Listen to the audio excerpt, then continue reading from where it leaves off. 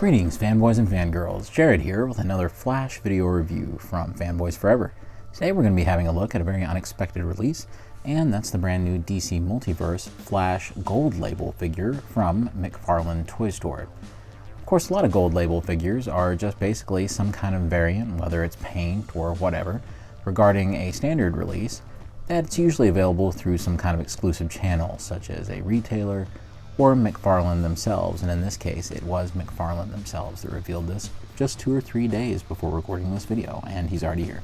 And looking at the figure in the packaging, you can see that this is slightly familiar in some aspects of the sculpting, as it does look like the brand new Ezra Miller Flash with the new costume from the new movie.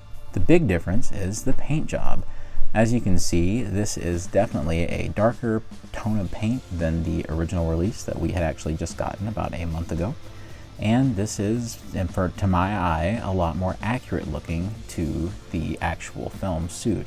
I believe that they refer to this version as the Speed Force variant, but I'm not 100% sure. On the back, we can see familiar artwork of the Flash in his new costume. And of course, we have the UPC and barcode, but keep in mind this is an online McFarlane store exclusive. Alright, with all that out of the way, let's get him out. And here he is, out of the packaging, the new Gold Label version of the Ezra Miller Flash. Alright, so first impressions on this guy are really quite excellent, because much like the pictures of this guy, how he was just shadow dropped the other day, you can instantly look at this and get vibes from the new film right there. With the new look of the costume, that has, of course, all of the extra line work on it that is very similar to the new 52 version of that costume. I think overall the design of the suit really is a winner, and I have seen people with some negative reactions to it that I've not quite understood, because I think that this is a really, really great looking Flash movie costume. I particularly think it is a huge improvement over what McFarlane had previously released. My first impressions upon looking at this figure are basically that I can immediately tell that there's so much more movie accuracy just from the paint job being dramatically improved over that original release.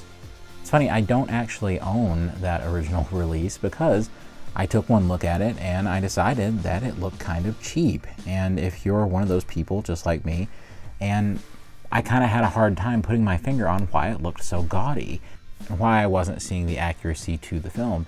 And then it became pretty clear to me.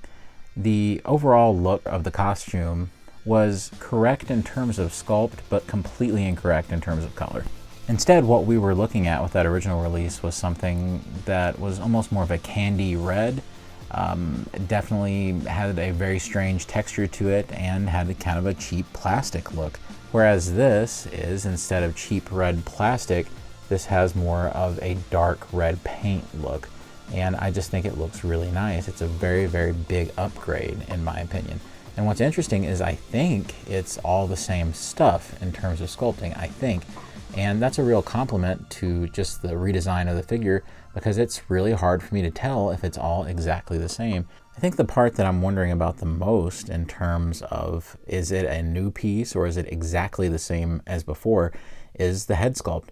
I think it might be the same. I think that it's just been repainted 10 times better with so much more lifelike shading right there and kind of rosiness to the cheeks and a lighter skin tone on the nose, all of this being very accurate to the actor, and even the lips and the chin and everything being extremely accurate. The shape of the helmet, because Flash is kind of wearing a helmet type of mask in the movie.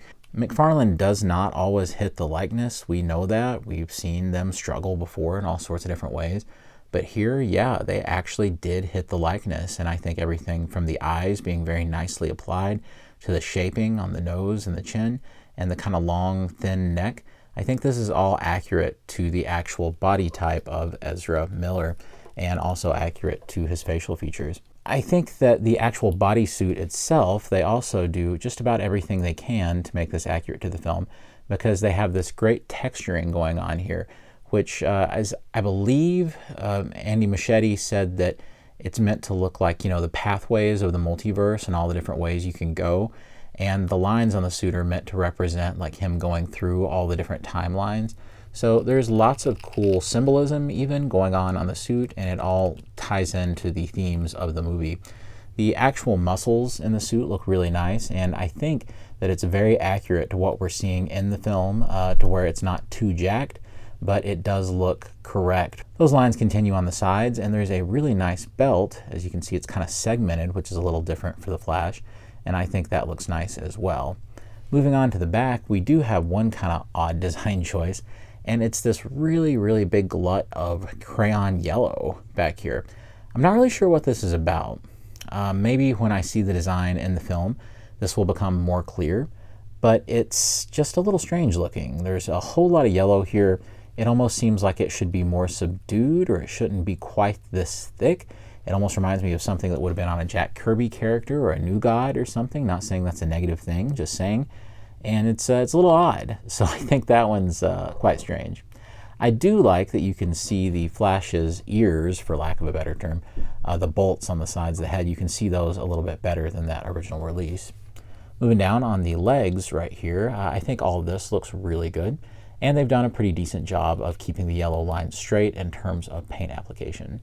You can also see the Flash's gold boots, which are one of the nicest parts of the new costume, have been very accurately captured, with boots that kind of end in really nice sneakers and even have kind of an homage to the Flash lightning bolts right there on the end of the heel. So I really do think that these are a home run, and even from the back they look nice. On the bottoms, you even get texturing and more of that gold paint. So I think visually it's a real hit. Everything is looking good, it's firing on all cylinders, and it's extremely movie accurate. If I'm looking at this correctly, and this indeed is a case of it just being better paint on a figure, then I have to say I'm awfully impressed that just paint alone could make this kind of difference, that it wouldn't take more along the lines of redoing a sculpt or something to bring a figure that looked pretty cheap and kind of underwhelming up to this whole other level. And if that's the case, the sculpt was always there. It was just a matter of getting the right paints. So here's a good question. Why did this happen? Why is there this secondary release of this figure that isn't exclusive to the McFarlane store, and why is the other one on the shelves? Why is it not accurate? Well, I think that all of this comes down to utilizing concept artwork, as sometimes figure designers do. However, with a movie that was delayed as much as The Flash, you would almost think that that would be a non-issue. Because of so many delays, maybe they did the figures a long time ago or something. It appears they needed more time to get better reference photos in order to match the paints. This is something we see a lot with Transformers. Later on, they'll do premium paint versions of movie appearance characters to where they will match the paint applications a little bit better. And usually the sculpts are fine. Usually it's just a matter of the paints not being quite right. So that's probably what happened here, but it's still an odd situation. One can only hope that something like this is about to happen for the Ben Affleck Batman figure, which is a 4-alarm fire when it comes to accuracy, and it desperately needs a new paint job. So let's definitely have a look at the articulation points on this guy, because I think that's something that is really interesting with the way this figure is built. For one thing, I'll just go ahead and try to communicate this with the way that you can see the figure flexing in my hands, that it feels a lot less rigid than your standard McFarlane figure. This feels a lot more free moving, a lot more natural as I pose it, and that has led to it being a little bit harder to stand up at times and not being as solid in terms of keeping a pose and maybe wanting to flop over a little. But I think the trade-off is worth it because it ends up making the poses a lot more fluid and natural. We all know that dealing with McFarlane figures can sometimes feel a little stiff. There's just a little bit of a stiffness to it. And I'm not sure where it comes from, if that's by virtue of them being larger scaled figures or what, but it just feels like that they can be a little more rigid. But here, I don't get that feeling. As a matter of fact, he definitely handles more like a Spider-Man Marvel Legend, which is a really good thing. And it allows you to feel kind of fearless in your posing of this guy.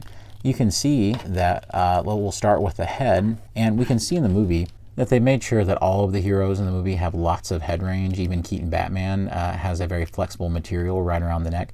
So it is important to have this range. Ezra Miller does have kind of a long neck, so this is accurate to make him look up like this.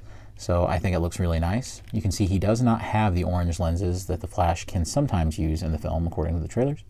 We do have some really nice butterfly range right in here with a floating piece that we see McFarlane utilize a lot sometimes, just to hide any of that gappage.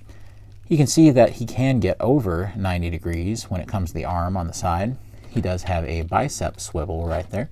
And be careful because mine was just a little stuck, but it was the only joint that gave me any kind of resistance. He does have a really nice double jointed elbow. He also includes a swivel and a hinge right there at the wrist, but no alternative hands, which is a shame. I would have at least liked to have seen some punching hands. Not only that, but he has a really nice diaphragm joint that has kind of motion up here to the side, it twists, and it works in conjunction with that waist joint and the rubber piece on the crotch to where you're able to do a whole lot in terms of range. Not only that, Flash can do the splits, and not only that, but he can kick way out. This is a ridiculous level of kick, and I just think it's fantastic. You're not going to have any trouble, and they were sure to make the trunks piece right here get way out of the way, and I really like how the trunks piece matches with the rest of the bodies to where it doesn't really seem like one of those rubber diaper pieces as people tend to call them, so it doesn't look automatically ridiculous. You can also see that there is some swivel right there, and it works well, but it does expose a little bit of the interior right there. You do get a double jointed knee, which is very effective. You also get swivel, you get a rocker ankle, and you get a hinge up and down at the ankle. Now, the rocker ankle isn't as intuitive as I would like it to be. McFarlane still has kind of a weird design with those, and it's really more of like a side-to-side swivel that you can work with this hinge to make it do things. So it's not the most natural rocker ankle. You do even get a toe hinge right there, so that's nice. However, utilizing those ankles, even if they're sometimes kind of a pain and you can't get them maybe exactly the way you want, you can still get extremely wide poses with hardly any effort at all. As you can see, this is without the stand or anything, and it just works, so no problem. And like I said, with the neck, you can have the Flash hunkered way down when it comes to those running poses, and if you use it in conjunction with the stand, you can definitely have Barry in some very epic Speed Force runs, and I can't wait to see what he does in the movie because I think it's going to be really epic and will give us all kinds of ideas for posing so that we can get some really amazing looking stuff.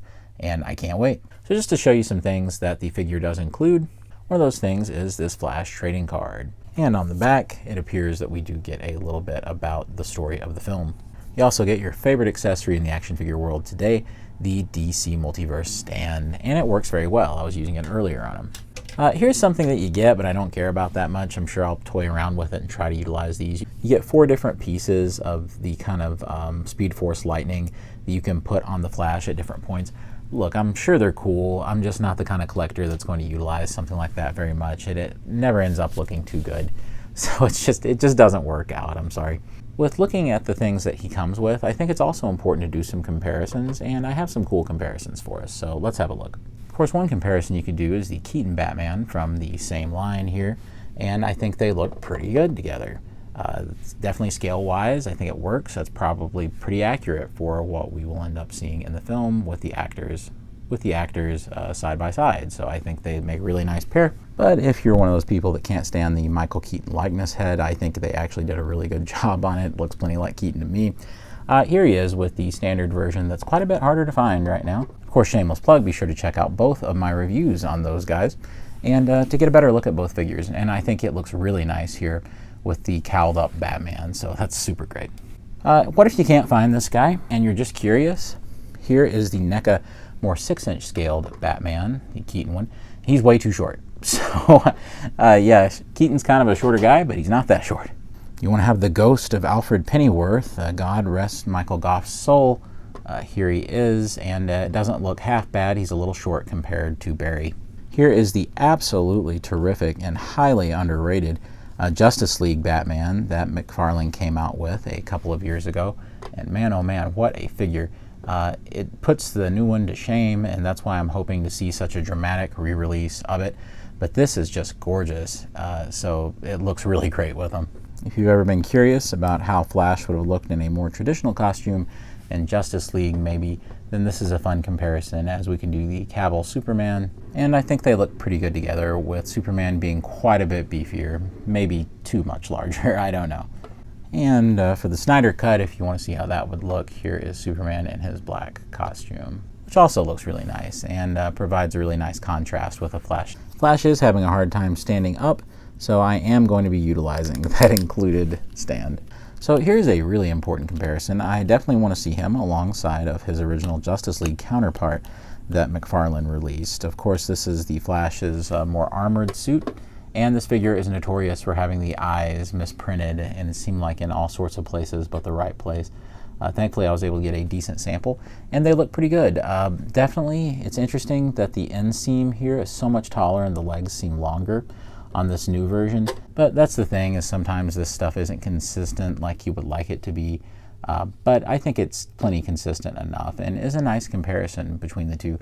And this finally feels like a worthy follow-up to this one, which I thought was a good figure that just needed a little more paint for the wiring that was keeping the armor together. But I really do think they look nice. Here is the very interesting Injustice Flash that I bought because it was incredibly cheap, but it's kind of just fun to have them side by side. As odd a design, I guess, as this is, it is pretty accurate to the game.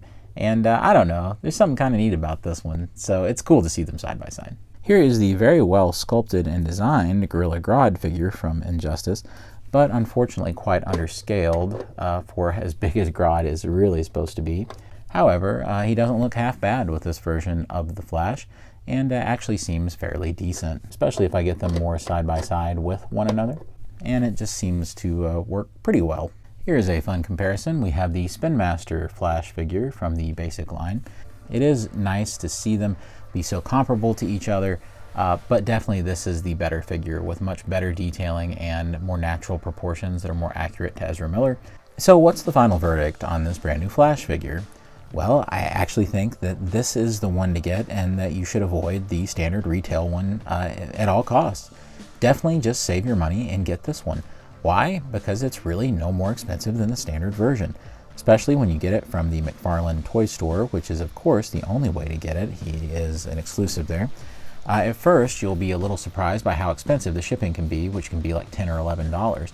However, if you use one of the coupon codes, like say PUNCH15, all one word, and just numbers for the 15, not spelled out, then a lot of the times you can get like 15% off or something, and it'll take care of most of that. In the end, I got mine for right around $27 or $28, something like that, and he arrived in just a couple of days. So I was really pleased with the service there, and the actual quality of the figure looked really good. The paint was nice, and the shipping was really, really good too, and the card arrived in great condition, but I don't care about any of that, just the figure itself. This is the Flash figure we should have got from the beginning. However, it's always really hard to blame toy companies because so much of the time they're the ones that were stuck without appropriate reference material, and then they have to scramble later to get a more screen accurate version out. Yeah, I do think it's kind of a shame that this is the gold label version. This should just be a running change, honestly, to the standard version or a Series 2 or something, because I really feel like that this should just replace the other version. I do know that there are some folks online who are still defending that first version as being pretty much the same exact thing as this, but I don't think that's accurate at all. Just have a look at any picture of that standard version or any review and you will obviously see the differences, and they are extreme. So please give this guy a chance, because I think you'll be pretty shocked at just how much better that the quality really is here, how much better the likeness is, and just how much nicer the paint is, and how it basically saves a great sculpt. Regardless of Ezra Miller's personal struggles and what they've been up to or what they've done or what they haven't done, I think just as a representation of the Flash, this is really nice, and I hope to judge the movie on its own merits, but in no way condone any of those actions, and of course hope that they've gotten help. There's people out there who you probably wouldn't imagine that need help, and you know, they need help and they need blessing to get through. So that's something that we should all take seriously. Of course, friends, comment down below if you think that this is a worthy upgrade to that base retail Flash figure. Is this something you're going to go out of your way to get on the McFarlane Toys website and pick up? Are you happy with the standard version and really see no reason to upgrade? Do you think this is as significant an upgrade as I believe it is? Either way, let me know down below in the comments. And of course, don't forget to subscribe and like, because those things really help the channel grow, and we are closing in on 500 videos here on Fanboys Forever, and it's something I'm very proud of, and something that I hope that has brought some enjoyment into your life. And as always, God bless you and yours, and I'll see you on Fanboys Forever. Fanboy out.